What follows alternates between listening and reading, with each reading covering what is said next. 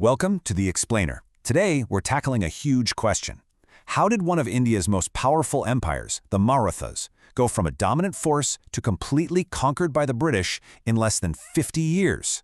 I mean, 50 years! That's incredibly fast. Let's dig in. All right, so picture this. It's the late 1700s. The Maratha Confederacy is the power to be reckoned with. They controlled a massive chunk of the Indian subcontinent. They were, for all intents and purposes, the last great Indian power standing in the way of the British. But, as you can probably guess, a storm was brewing. So how does an empire like that just get dismantled? Well, the story of their fall is really a masterclass in strategy, and honestly, in one empire's incredible ability to spot and exploit the weaknesses of another. And to really get how this all went down, we can't start with the British. No, we have to look inside the Maratha Confederacy itself, at the cracks that were already starting to show. Okay, so Section 1, the last power standing. You see, long before the British launched their final attacks, the seeds of the Maratha collapse, they were already being sown from the inside. The Confederacy was already on pretty shaky ground, you know? First, you have a huge military defeat back in 1761 at the Battle of Panipat. That's a big blow. Then, in 1772, their strong leader, Peshwa Madhav Rao, dies. Suddenly, there's a power vacuum and things get chaotic. And this kind of instability, well, it was the perfect opening for the British East India Company to start making its move. And here's where it gets really messy. It all boils down to a bitter family feud for power. On one side, you've got this guy, Nana Fadnis, who's desperately trying to keep the Confederacy united. But on the other side, you have Raghunath Rao. He's the ambitious uncle, and when he fails to grab power for himself, what does he do? He goes and asks the British for help. He literally invited the fox right into the henhouse. So that brings us to Section 2, First War, a tense stalemate. And yep, you guessed it, that personal appeal for help from Raghunath Rao, it's the spark that ignites the whole thing. It directly kicks off the First Anglo-Maratha War. This war drags on for 7 long years under Governor-General Warren Hastings. And the crazy part is how it started. It wasn't some grand declaration from the top British brass in Calcutta. No, it all began with let's call it a controversial deal, signed by some very ambitious officials over in Bombay. The guys in Bombay saw their chance and they jumped on it. They signed something called the Treaty of Surat. Basically, Raghunath Rao gets 2,500 British soldiers to help him become the Peshwa, and in return, the British get a whole bunch of valuable land and the rights to collect revenue. It's a classic move, straight out of the colonial playbook. But here's the twist. Back in Calcutta, the big boss, Governor-General Warren Hastings, finds out about this, and he is furious. He knows these Bombay officials had no right to sign that treaty, and he sees exactly where this is going, a huge, costly war. He actually tries to cancel the whole thing and make peace, but it was just too late. The damage was done, and the gears of war were already grinding. So after years of fighting, with no one really getting the upper hand, everyone was just exhausted. They finally signed the Treaty of Salbai in 1782, and on the surface, it looks like a total draw. Land gets returned, things go back to how they were. But that's just on the surface. The real victory for the British wasn't in territory, it was in time. Look at that number, 20 years. That's what the treaty gave the British. 20 years of peace. And not just peace with anyone, peace with the Marathas, who are hands down the strongest military power in India at the time.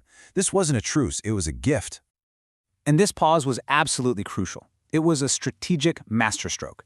With the Marathas off the board, neutralized by a treaty, the British had the breathing room they needed. They could pour all their energy and resources into locking down their control in Bengal and dealing with their other rivals, like the famous Tipu Sultan down in Mysore. They basically got to pick off their enemies one by one.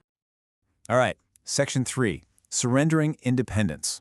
You know, that 20-year peace couldn't last forever. The clock was ticking.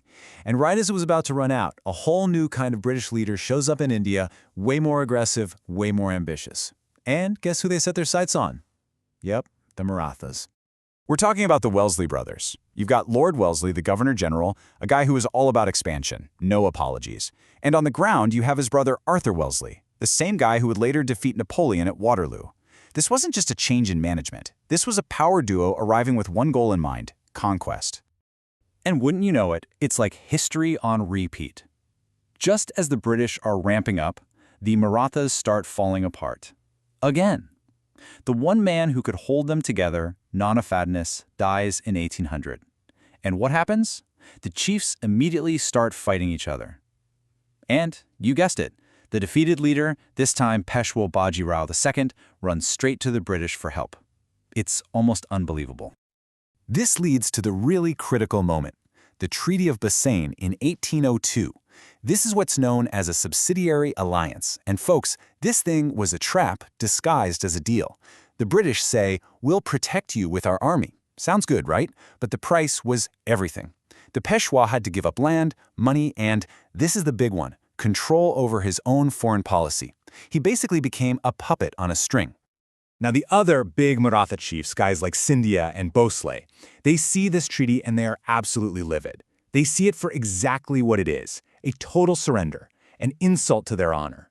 They knew it was a threat to every single one of them. So they unite to fight back. But the tragedy is, they were doing exactly what Wellesley wanted them to do. See, with the Peshwa now their ally, the British had the perfect excuse to declare war on the rest of the chiefs. It was a textbook divide-and-conquer strategy. And with Arthur Wellesley leading the charge, the campaigns were swift and brutal.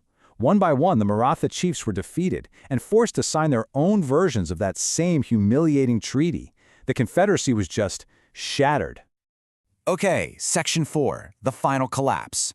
Just when you think it's over, there's one last act. But this isn't a story of a heroic comeback. It's the final, desperate attempt to reclaim what was lost, and it ends in their complete and total annihilation as a political force. Remember Peshwa Baji Rao II, the guy who started this whole mess by running to the British? Well, after years of being their puppet, he finally realizes he's a prisoner in his own palace. After one humiliation too many, including a new treaty that formally stripped him of his leadership role, he just snaps. In a final, desperate gamble, he attacks the British residency in Pune, triggering the third and final war. The British response this time, under Lord Hastings, was absolutely swift and final. There was no negotiation. The Peshwa was crushed. The position of Peshwa itself was completely abolished. All his lands were just swallowed up by the British. And just like that, by 1818, the Maratha Empire was gone, for good. So, that leaves us with the big question, right? Why? How did this incredible power, the last real roadblock for the British in India, fall apart so completely? Well, as we've seen, it was really a perfect storm of internal problems and relentless external pressure. Let's break it down. First, their leadership just wasn't up to the task of uniting all these powerful, jealous chiefs who were always fighting amongst themselves. Second, their military and their economy, they just weren't keeping up with the times. But maybe the biggest failure of all, they completely underestimated the British. They never seemed to realize that every offer of help or alliance was just a move in a very calculated game to take complete control. Which really brings us to our final thought.